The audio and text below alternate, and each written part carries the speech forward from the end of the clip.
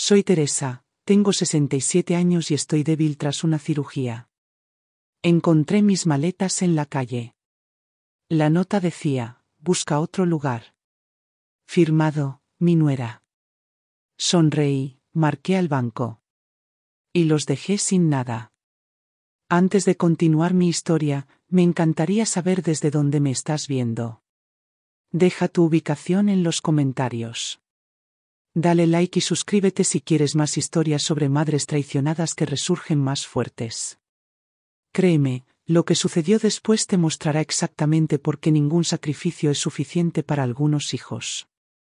Pasé 3 años en esa casa dando todo lo que tenía mientras veía cómo trataban a su madre como una reina, llevándola en coche a días de spa, elogiándola en largas publicaciones familiares en línea y sentándola a la cabecera de la mesa en cada fiesta, mientras yo me quedaba atrás con los niños, cocinando comidas a las que ni siquiera me invitaban y limpiando baños que no podía usar porque Mariana decía que su madre tenía necesidades más delicadas. Recuerdo que Javier pagó su vuelo al otro lado del país cuando se torció el tobillo, mientras a mí me dijeron que caminara a la consulta del médico aunque aún me estaba recuperando de una neumonía, y cuando pedí que me llevaran, él dijo, «Estamos justos ahora, mamá. Por favor, entiende». Recuerdo el día que encargaron un sillón reclinable para su madre por su dolor de espalda, mientras Mariana me regañaba por sentarme en su sofá diciendo que los cojines se estaban gastando y sugiriendo que consiguiera una silla plegable si necesitaba sentarme en algún lado. Pero no era tan indefensa como pensaban porque esa misma semana transferí silenciosamente el resto de mi pensión de la cuenta que Javier había vinculado a su aplicación bancaria, y sonreí para mis adentros cuando lo vi más tarde revisando su teléfono, frunciendo el ceño al ver que su pago automático para gastos del hogar fue rechazado por primera vez. No di explicaciones. Solo le dije que tenía que reorganizar mis finanzas, y la forma en que evitó mi mirada me dijo que sabía exactamente a qué me refería. Solían incluir a su madre en las fotos familiares, incluso regalándole atuendos a juego con Mariana y los niños, mientras a mí me recortaban de las fotos o me decían, «Toma la foto, Teresa, tienes el pulso más firme». Recuerdo escuchar a Mariana reír con su madre por altavoz sobre las hermosas renovaciones del baño de visitas que yo había pagado por completo, pero a mí me indicaron que no dejara mis cosas ahí porque arruinaba la estética para los visitantes. No puedo olvidar la noche en que Javier me dijo en voz baja que debía ser menos exigente, porque le pedí acompañarlos a cenar a un restaurante al que había invitado a su familia, y me quedé sola en casa con un plato de sopa esperando su regreso, solo para escuchar a Mariana decirle a su madre lo maravilloso que era tener a la familia de verdad reunida. Pero yo ya había empezado a reunir documentos, estados de cuenta, recibos, capturas de mensajes que Javier enviaba cuando me pedía pagar, gastos temporales del hogar, que nunca terminaban, porque sabía que algún día tendría que mostrar exactamente cuánto di y cuán poco recibí a cambio. Incluso grabé en secreto una conversación donde Mariana suspiraba y decía, «De verdad necesitamos tu cuarto pronto, Teresa. Ya llevas mucho tiempo aquí». Recuerdo que compraron una tablet cara para su madre para que pudiera hacer videollamadas diarias con los niños, mientras Javier me regañaba por usar su computadora para revisar mi correo porque decía que yo confundía el sistema al iniciar sesión. Recuerdo cómo organizaron una cena sorpresa de aniversario para los padres de Mariana, alquilando un salón y contratando una banda en vivo, mientras que mi propio cumpleaños pasó con un pastel del supermercado y un rápido «Feliz cumpleaños, mamá», cuando Javier salía corriendo por la puerta. Pero yo ya había recuperado mi poder en pequeñas cosas, cancelando la tarjeta de crédito secundaria que Mariana usaba sin mi consentimiento y cambiando el acceso en línea de mi banco por una autenticación en 2 pasos que ella no podía saltarse. Vi cómo su cara se tensó de irritación la primera vez que se rechazó una compra, y cuando le pidió a Javier que arreglara el error, él se encogió de hombros porque yo no le había dicho nada. Pensaron que era invisible, pero yo observaba, anotando cada insulto, cada desprecio, cada dólar drenado, y había decidido en silencio que llegaría el día en que entenderían lo que significa perder acceso, comodidad y control. Ese día empezó cuando regresé de la cirugía y vi mi maleta en el porche como basura esperando ser recogida. Me senté sola en la parte trasera de un taxi abrazando mi bolsa y mirando al frente mientras repasaba cada humillación que había soportado en esa casa porque necesitaba mantener mi enojo agudo y mi mente clara al planear mis próximos pasos ya que no podía Permitir que Javier y Mariana decidieran mi futuro después de demostrar que me desecharían sin dudarlo en cuanto dejara de ser útil.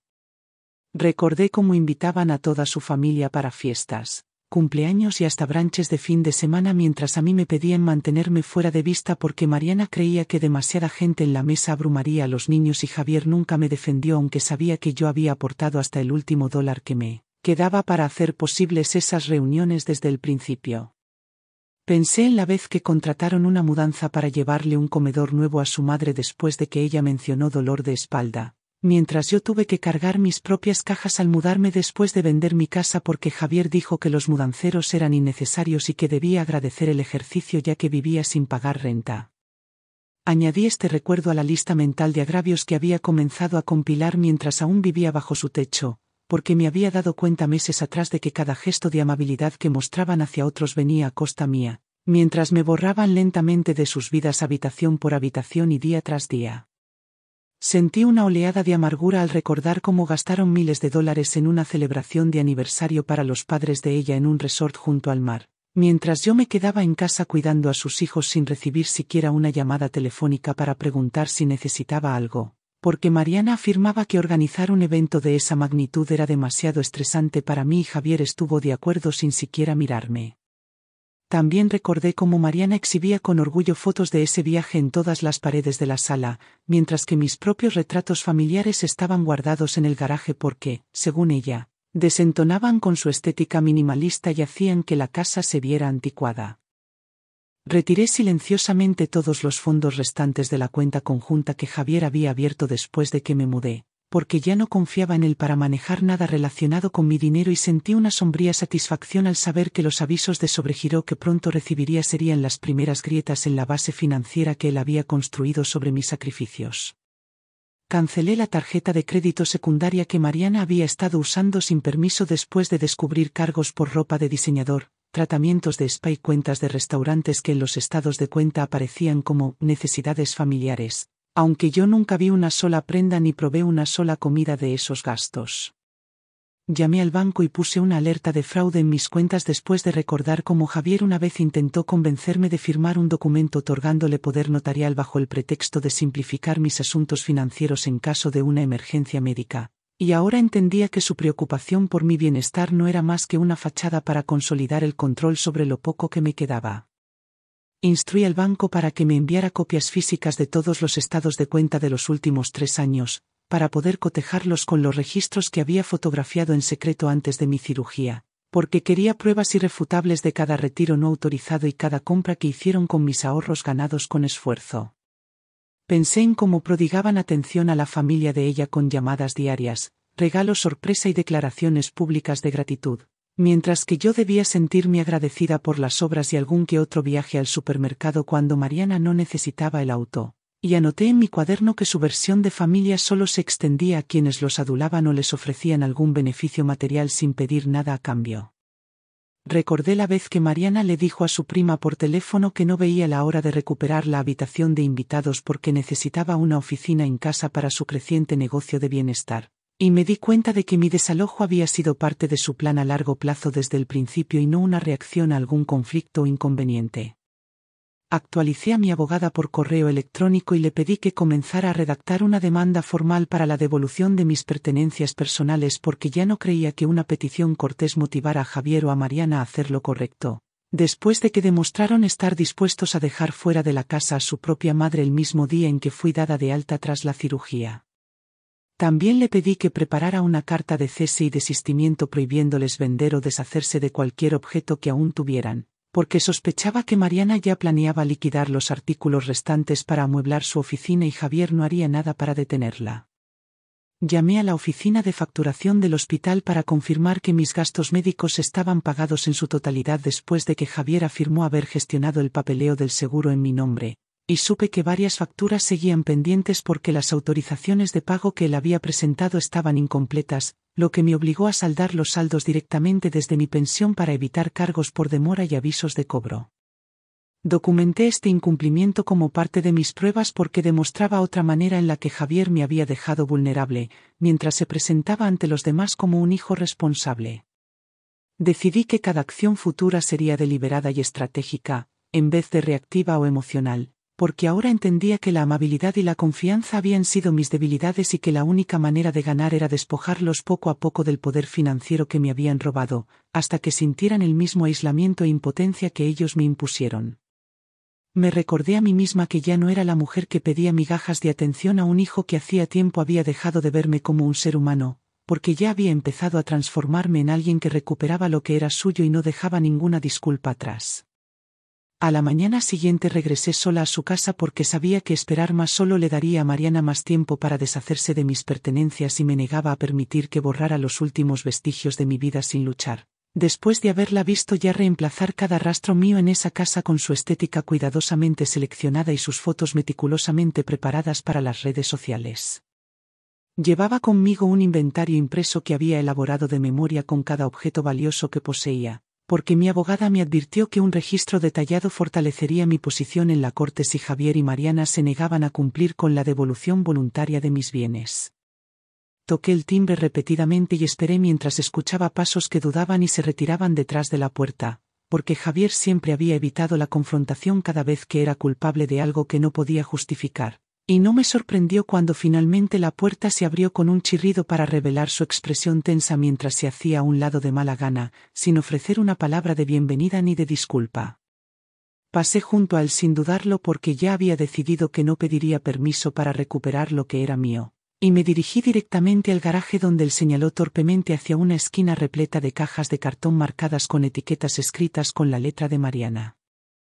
Abrí la primera caja y encontré ropa arrugada metida sin cuidado, utensilios de cocina desparejados que nunca antes había visto y una dispersión de libros que alguna vez llenaron los estantes de mi dormitorio pero que ahora estaban empacados como si fueran chatarra destinada a donación. Y noté de inmediato que ninguno de los objetos de valor sentimental que más importaban estaba presente. El reloj de Esteban no estaba, las pulseras de oro de mi madre habían desaparecido, y los álbumes de fotos que abarcaban 40 años de recuerdos familiares no se encontraban por ningún lado, porque probablemente Mariana consideró que esas piezas eran demasiado valiosas para dejarlas intactas.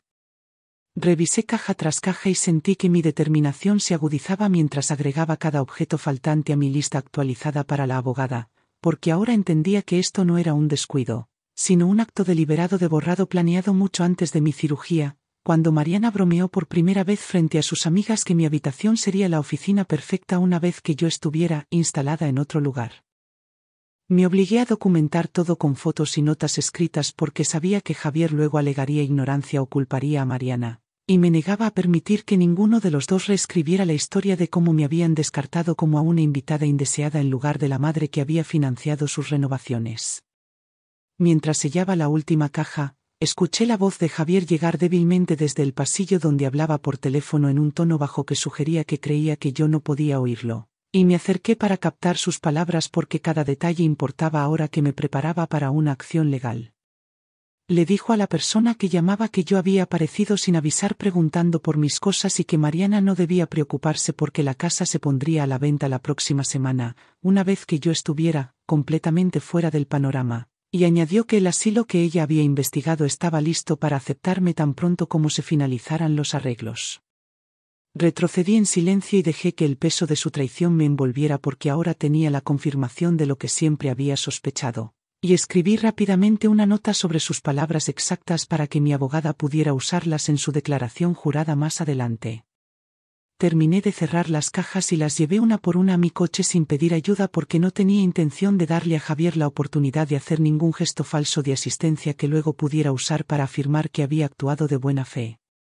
Fui directamente a la oficina de mi abogada y entregué el inventario actualizado junto con fotos de los objetos de valor sentimental perdidos porque quería que preparara una carta de demanda formal exigiendo a Javier y Mariana que devolvieran los objetos o enfrentaran una demanda por su valor tasado más daños por angustia emocional y explotación financiera. También le pedí que redactara una orden de restricción temporal que les impidiera vender o transferir la propiedad de la casa hasta que mi contribución financiera pudiera ser legalmente contabilizada. Y añadí que cualquier intento de liquidar bienes mientras tanto debía considerarse un acto deliberado de fraude.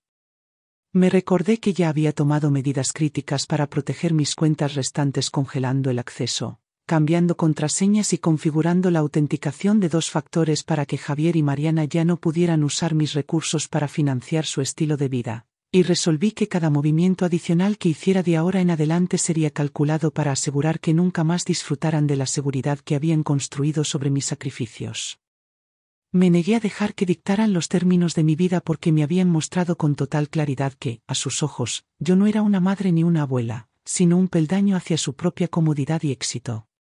Pasé toda la noche revisando cada documento financiero que había guardado en mi cajón con llave y cada captura de pantalla que había tomado en silencio de las cuentas compartidas de Javier en los meses previos a mi cirugía porque necesitaba estar segura de tener suficiente evidencia para exponer cuán profundamente habían abusado de mi confianza y drenado mis recursos bajo el pretexto de la responsabilidad familiar, mientras me trataban como si mi presencia en su casa fuera una molestia que había que gestionar. Anoté cada gasto que había cubierto con la venta de mi casa, incluyendo los $185,000 usados para ampliar su propiedad, las facturas de servicios que Javier registró a mi nombre sin preguntar, y los víveres y suministros domésticos que Mariana insistía en que comprara con mi pensión porque decía que debía contribuir para mantener el equilibrio en el presupuesto familiar. Añadí a mi lista cada cargo no autorizado que encontré en mi tarjeta de crédito para artículos de lujo que Mariana había comprado, incluidos bolsos de diseñador, retiros de bienestar y muebles caros que decía eran inversiones necesarias para el bienestar de los niños, y envié copias de esos estados de cuenta a mi abogada para que los incluyera en el informe de fraude que estaba preparando para las autoridades. Llamé a mi asesora financiera y le indiqué que transfiriera mis activos restantes a una cuenta completamente nueva en otro banco porque sospechaba que Javier aún podría tener permisos de acceso persistentes en la cuenta antigua, y le pedí que configurara alertas para cualquier intento de transacción bajo mi número de seguro social. Recordé cómo Javier una vez sugirió que le firmara un poder notarial para que pudiera agilizar mis finanzas mientras me recuperaba de una neumonía. Y anoté eso como un posible indicador de coacción porque encajaba perfectamente con su patrón a largo plazo de aislarme de mi propio dinero y decisiones. Añadí a la lista de agravios el hecho de que pagaron las vacaciones de la familia de ella mientras me decían que no había espacio en el auto para mí en un viaje a la casa del lago porque Mariana dijo que necesitaba descansar y no cargar a la familia con mis necesidades médicas. Redacté una cronología de cada evento importante desde el día en que vendí mi casa hasta el día en que encontré mi maleta en el porche porque mi abogada dijo que una cronología clara ayudaría a establecer la naturaleza premeditada de sus acciones, e incluí las propias palabras de Javier durante una acalorada discusión cuando me dijo que debía agradecer el tiempo que había pasado con su familia porque muchos padres terminaban en asilo sin ninguna ayuda. Coloqué esa cita en la parte superior de mi expediente legal porque quería que quedara como prueba del desprecio que sentían hacia mí incluso mientras explotaban mis ahorros y mi trabajo. Me contacté nuevamente con la oficina de facturación del hospital para solicitar copias detalladas de cada factura que Javier había afirmado haber pagado porque sospechaba que había retenido pagos para usar los fondos en sus gastos personales. Y mi sospecha se confirmó cuando supe que varias facturas seguían impagas y habían sido enviadas a cobranza a mi nombre.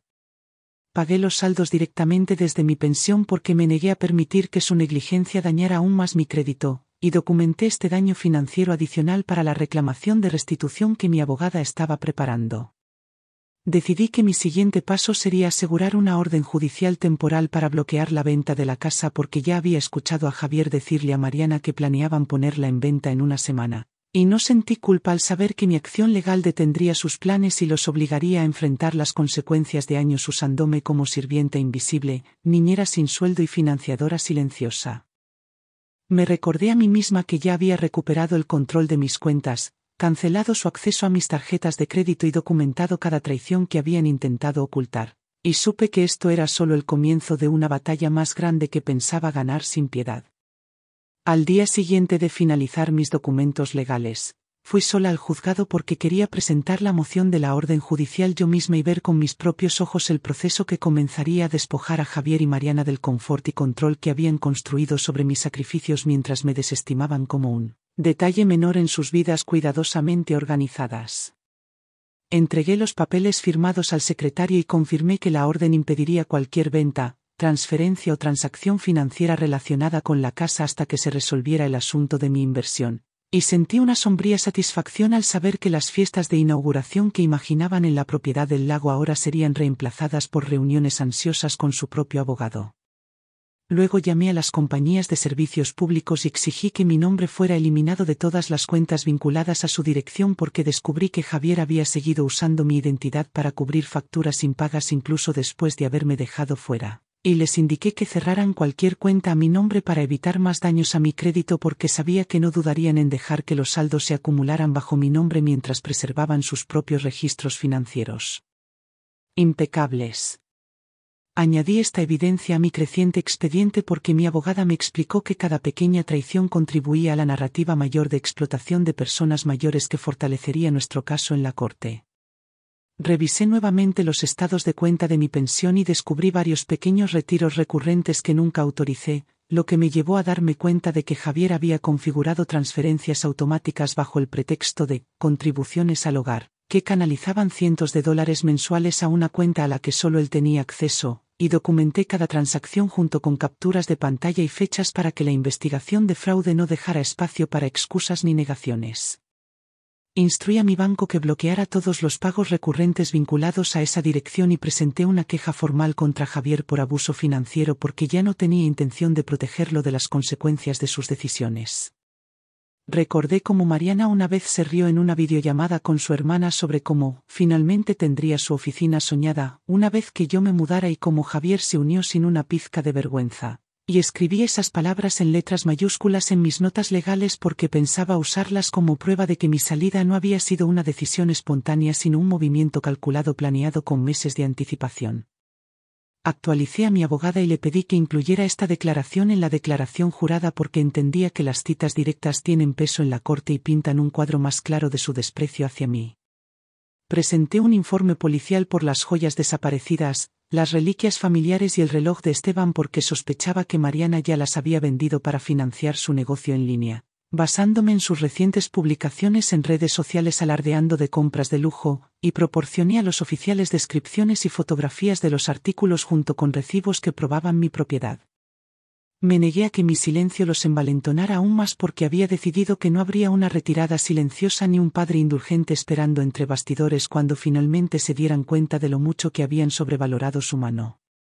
Redacté un nuevo testamento con mi abogada que excluía por completo a Javier y Mariana porque ya no los consideraba familia merecedora de nada de lo que había construido o preservado. Y redirigí todos los activos a organizaciones benéficas que apoyan los derechos de los adultos mayores y a un fondo educativo para mis nietos porque ellos eran los únicos inocentes en esta red de traición.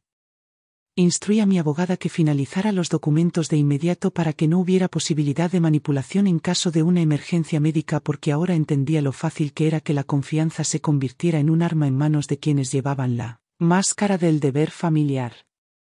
Me recordé a mí misma que ya había tomado medidas decisivas para recuperar el control de mi vida congelando su acceso a mis finanzas, recuperando lo que quedaba de mis pertenencias personales y emprendiendo acciones legales que los responsabilizarían en los registros públicos durante años, y resolví que continuaría escalando tanto como fuera necesario hasta que cada dólar y cada gramo de dignidad que me habían robado fuera devuelto o contabilizado en su totalidad. Una semana después de presentar la orden judicial, recibí una llamada de mi abogada confirmando que el tribunal había aprobado una congelación temporal de cualquier venta o transferencia de la casa y no dudé en autorizarle a enviar a Javier y Mariana el aviso oficial porque sabía que sería la primera vez que se darían cuenta de que sus planes cuidadosamente orquestados para lucrarse con mi ausencia habían fracasado. También le pedí que enviara una demanda formal para la devolución de mis joyas, reliquias y documentos financieros desaparecidos con un plazo de 7 días porque no tenía intención de permitirles ocultar o liquidar activos bajo el pretexto de confusión o mala comunicación. Recordé cómo Javier una vez me aseguró durante una cena familiar que mi dinero estaba seguro con él, porque me consideraba parte del hogar, y añadí esa declaración a mi archivo de pruebas como evidencia de las garantías verbales que habían usado para adormecerme y lograr que aceptara mientras sistemáticamente me despojaban de cualquier derecho legal sobre la propiedad que ayudé a crear. No sentí remordimiento al leer las recientes publicaciones de Mariana sobre la preparación de la casa para los compradores porque ahora entendía que cada foto que compartía de nuevos muebles y remodelaciones estaba construida sobre la base de mis ahorros de toda la vida y mi trabajo no remunerado como su ama de llaves y niñera interna. Revisé los últimos documentos bancarios que me envió mi asesor financiero y descubrí múltiples intentos de Javier de acceder a mi cuenta de pensión usando una contraseña desactualizada que había activado alertas de seguridad. Y documenté cada intento fallido de ingreso como evidencia adicional de sus continuos esfuerzos por controlar recursos que ya no le pertenecían. Solicité al banco que me emitiera números de cuenta completamente nuevos y que aplicara una política que requiriera verificación presencial para cualquier cambio futuro porque había aprendido por las malas que ningún nivel de confianza justificaba dejar abiertas las puertas a la traición. También contacté a la agencia de crédito para colocar una alerta de fraude en mi expediente después de que mi abogada advirtiera que algunas familias recurren al robo de identidad cuando se les corta el acceso financiero. Y no me sorprendí cuando el representante confirmó que hubo 2 intentos recientes de abrir líneas de crédito a mi nombre desde mi antigua dirección. Pedí un informe detallado de esas solicitudes e instruí a mi abogada que presentara cargos si Javier o Mariana estaban vinculados a la actividad porque me negaba a permitir que su desesperación se convirtiera en mi responsabilidad. Recordé cómo una vez pagaron una cuidadora de tiempo completo para la madre de Mariana cuando se torció la muñeca, mientras que yo quedé sola tras una cirugía de vesícula sin nadie que me ayudara a bañarme o a cambiarme las vendas porque Mariana decía que el presupuesto familiar era demasiado ajustado para ayuda externa y Javier insistía en que debía agradecer tener un techo sobre mi cabeza. Escribí esta comparación en negrita en la parte superior de mi cronología porque encapsulaba perfectamente el doble rasero y el desprecio que definieron su trato hacia mí desde el primer día que me mudé a su casa. Volví a contactar a la oficina de facturación del hospital y solicité la verificación de que no quedaran cargos pendientes a mi nombre porque ahora sospechaba que Javier había evitado deliberadamente liquidar las facturas para presionarme a devolverles el acceso a mis cuentas, y sentí alivio cuando el representante confirmó que todos los saldos habían sido saldados después de que los pagué directamente. Añadí los detalles de este engaño al resumen del caso de mi abogada porque evidenciaba otra capa de control financiero y manipulación emocional. Revisé cada mensaje, correo de voz y correo electrónico que Javier me había enviado relacionado con dinero, cuidado o contribuciones al hogar y los compilé en un solo archivo para mi abogada porque me explicó que un historial claro de comunicaciones podía contrarrestar cualquier alegato que hicieran sobre que mi participación era voluntaria o que mis aportes financieros eran regalos y no inversiones. Recordé sus palabras cuando me dijo que no me preocupara por ceder las ganancias de mi casa porque él se encargaría de todo, y escribí esa frase en letras mayúsculas en la lista de pruebas porque sería el eje central de nuestro argumento en el tribunal. Me recordé a mí misma que ya había neutralizado su acceso a mis finanzas, expuesto sus acciones fraudulentas ante las autoridades legales y bloqueado su capacidad para beneficiarse de la venta de la casa. Y resolví que mi siguiente paso sería buscar la restitución total de cada dólar que me habían quitado y de cada hora de cuidado no remunerado que me habían exigido, porque no me conformaría con una justicia parcial después de soportar años de borrado sistemático y explotación. 2 días después de que se entregó la notificación de la orden judicial, mi teléfono sonó con el nombre de Javier en la pantalla y dejé que se fuera al buzón de voz porque no tenía interés en escuchar sus excusas cuidadosamente ensayadas ni sus disculpas superficiales ahora que los tribunales le habían quitado la capacidad de descartarme como una molestia sin poder. Más tarde escuché el mensaje solo para documentar sus palabras, y como esperaba, omitió cualquier reconocimiento de mala conducta y fue directo a quejarse de cómo mis acciones vengativas estaban poniendo en peligro su capacidad para vender la casa y obligando a Mariana a posponer sus planes de expandir su negocio. Guardé la grabación y la envié a mi abogada porque me había aconsejado que todo intento de presentarme como irrazonable podía usarse para demostrar su negativa a asumir responsabilidad por su explotación. Pasé la mañana revisando los últimos estados de cuenta de mi banco y noté otro intento fallido de inicio de sesión vinculado a los antiguos dispositivos de Javier, y contacté al departamento de fraudes para escalar la investigación porque sospechaba que todavía intentaba recuperar el acceso a los fondos de pensión que antes controlaba con tanta libertad. Les pedí que emitieran un informe por escrito confirmando estas brechas porque mi abogada me explicó que la prueba de intentos continuos de acceder a mis finanzas después de la ruptura de la relación fortalecería nuestro caso por daños y perjuicios. Recordé cómo Mariana una vez se quejó con su hermana de que yo ocupaba demasiado espacio en la casa a pesar de dormir en un pequeño cuarto de servicio convertido, mientras su madre disfrutaba de una suite privada con baño propio y vestidor, Y añadí esto a mi lista de abusos emocionales porque demostraba su esfuerzo calculado para disminuirme dentro de su hogar hasta que creyera que no tenía derecho a exigir mis necesidades. Actualicé mi cronología para incluir cada instancia en la que fui tratada como una trabajadora no remunerada, desde las horas dedicadas a limpiar su casa hasta las incontables noches que pasé despierta cuidando a sus hijos mientras ellos cenaban fuera con amigos, y calculé una estimación conservadora del valor de ese trabajo para presentarlo como parte de mi reclamación de restitución. Recordé cómo Javier una vez me dijo que era egoísta pedir un día libre de las tareas de cuidado infantil para una cita médica porque el retiro de yoga de Mariana ya estaba programado y no había nadie más para cuidar a los niños. Y documenté esa declaración porque reflejaba su creencia de que mi tiempo y mi salud estaban completamente subordinados a su estilo de vida.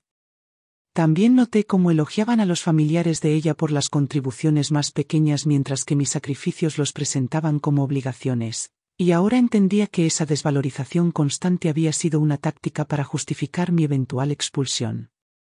Instruí a mi abogada para que redactara una carta informando a Javier y Mariana que el incumplimiento de la demanda de la propiedad dentro del plazo resultaría en una escalada inmediata a un tribunal civil porque ya no tenía paciencia para medias tintas ni demoras, y la autoricé a emprender acciones penales por robos si las reliquias y joyas desaparecidas no eran devueltas intactas.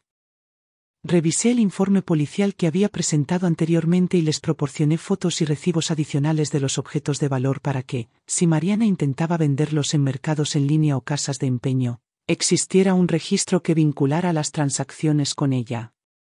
Llamé a la compañía de seguros para verificar que mi nombre hubiera sido eliminado por completo de la póliza de propietario en su dirección porque me negaba a asumir responsabilidad por cualquier daño o reclamación presentada contra una propiedad que ya no habitaba. Y solicité confirmación por escrito de ese cambio para mi expediente legal. También contacté a mis antiguos proveedores de servicios públicos y exigí prueba del cierre de cuentas porque Javier anteriormente no había notificado el cambio de responsabilidades, dejando saldos vencidos a mi nombre como presión para que reanudara los pagos. Me recordé a mí misma que ya había recuperado el control sobre mis cuentas financieras, bloqueado su capacidad de monetizar la casa y comenzado a construir un caso irrefutable de restitución. Y resolví que la siguiente fase de mi plan se centraría en asegurarme de que nunca pudieran volver a usar mi nombre, recursos o historial como herramientas para su conveniencia porque no permitiría que su traición definiera el resto de mi vida. Una semana después de que venciera el plazo de la carta de demanda sin respuesta alguna de Javier o Mariana, instruí a mi abogada para que presentara una demanda civil por la restitución total de mis aportaciones financieras más daños por angustia emocional porque ahora entendía que su silencio no era una táctica de negociación, sino una elección deliberada para retrasar las consecuencias y mantener su vida cómoda a mi costa. Firmé las declaraciones juradas necesarias y proporcioné documentación adicional de cargos no autorizados en tarjetas de crédito, facturas de servicios públicos y las horas de trabajo no remunerado que realicé durante mis 3 años en su casa porque mi abogada me explicó que presentar el alcance total de mi explotación dificultaría que ellos argumentaran que mis contribuciones habían sido regalos en vez de inversiones. Revisé el último mensaje de voz de Javier, donde me acusaba de destruir a la familia y advertía que los niños sufrirían si continuaba con mi demanda. Y lo reenvié a mi abogada porque ella ya había preparado una solicitud de orden de protección en caso de que su manipulación escalara a acoso o amenazas. Recordé cómo una vez me aseguró que yo era, como un tercer padre, para sus hijos mientras secretamente planeaba mi expulsión, y añadí esta declaración a mi expediente de pruebas porque revelaba la duplicidad con la que habían usado lenguaje emocional para encubrir su explotación financiera. Contacté al departamento de policía local para verificar el estado de la investigación sobre mis joyas y reliquias desaparecidas, y les proporcioné información actualizada sobre publicaciones en línea que Mariana había hecho recientemente y que coincidían con la descripción de los objetos, lo cual mi abogada dijo que podía usarse para respaldar tanto el caso penal como el civil de manera simultánea. Recordé cómo Mariana una vez me regañó por dejar mi joyero afuera porque decía que era desorden y sugirió donar algunas de mis piezas a la caridad, y ahora entendía que su sugerencia probablemente había sido el inicio de su plan para apropiarse de lo poco que me quedaba de mi historia personal.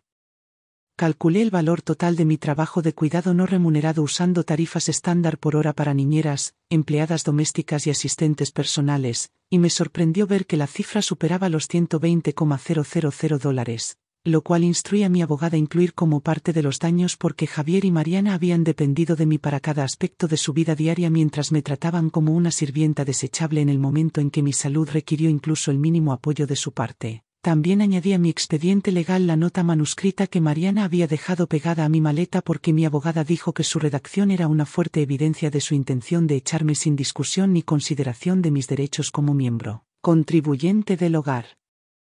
Cerré mi antigua cuenta de correo electrónico que Javier una vez me ayudó a configurar porque sospechaba que aún tenía acceso a las credenciales, y creé una nueva asegurada con autenticación de 2 factores vinculada a mi teléfono personal para garantizar que no hubiera futuras violaciones de privacidad.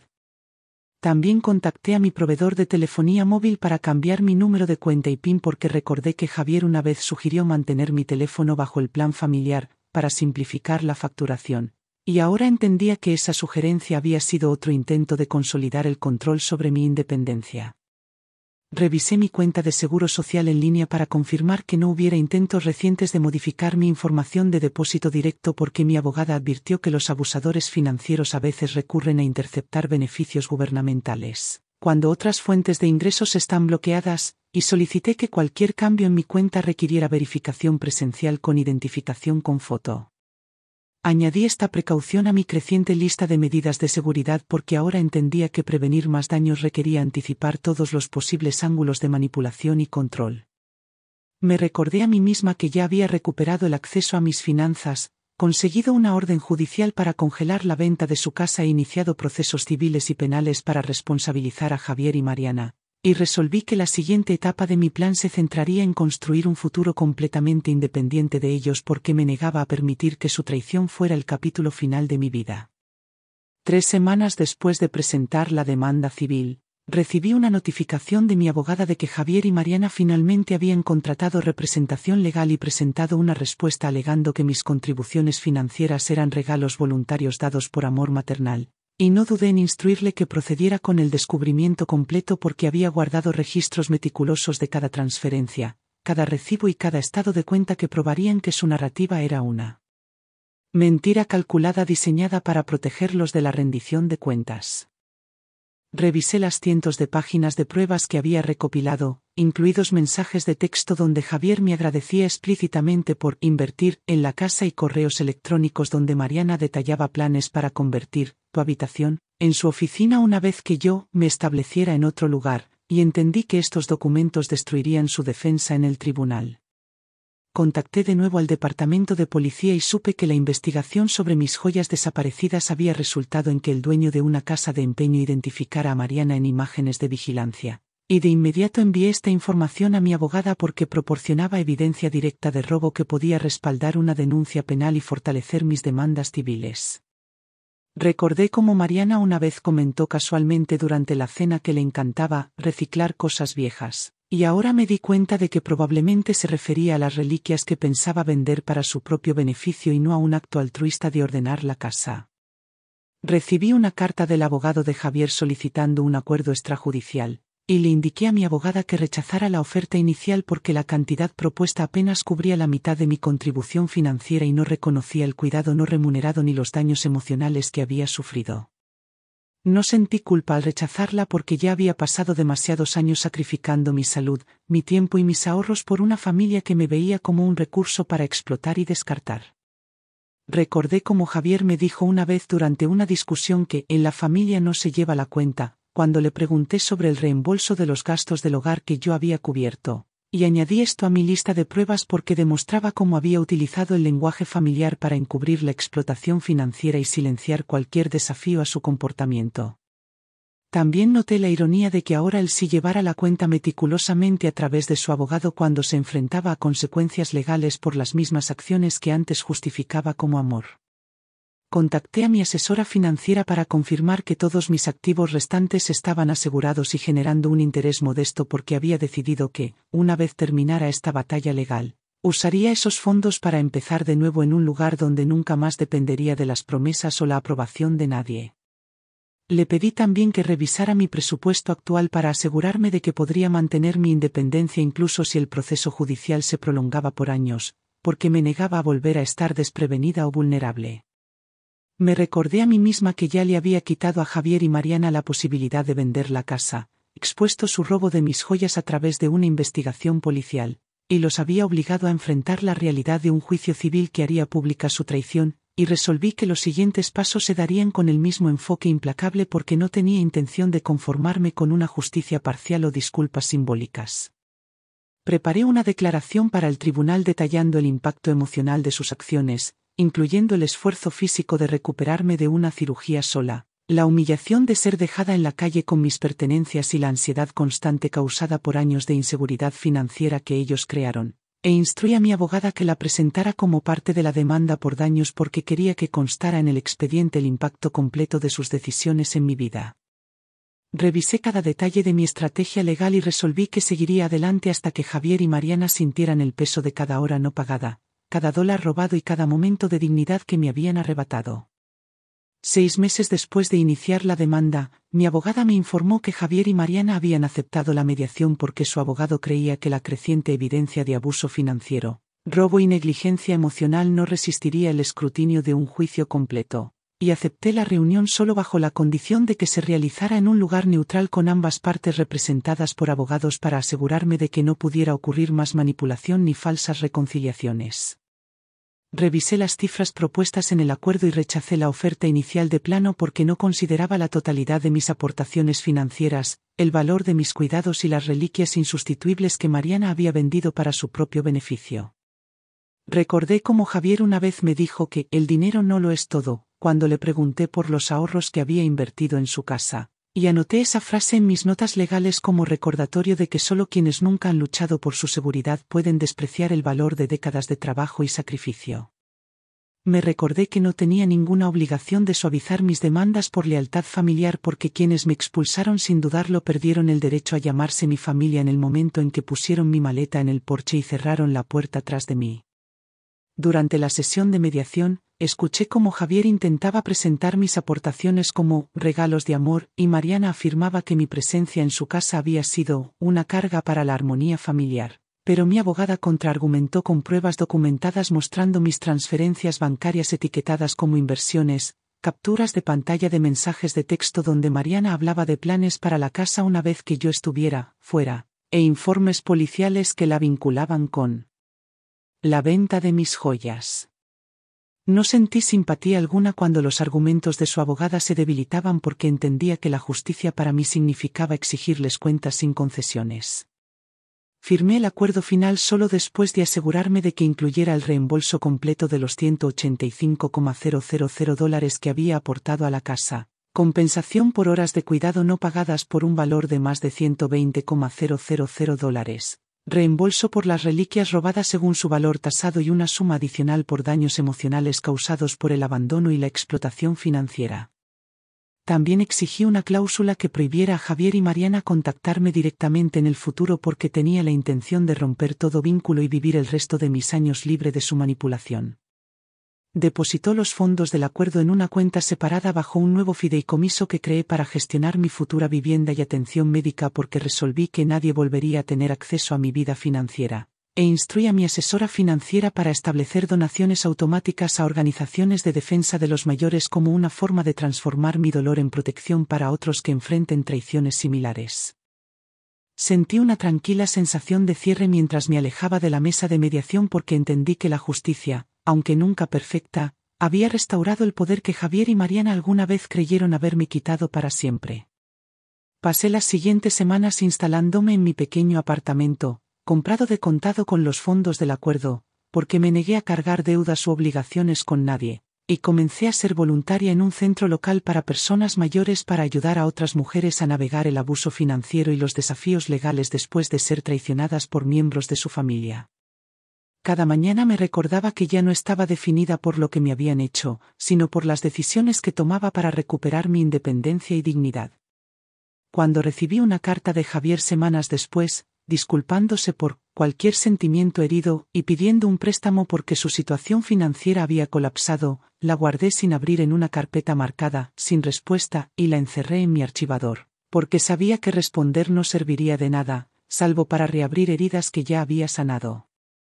Decidí dejar que enfrentaran las consecuencias de sus acciones sin mi intervención, porque aprendí que la única manera de recuperar completamente mi vida era eliminar todo rastro de su influencia en ella.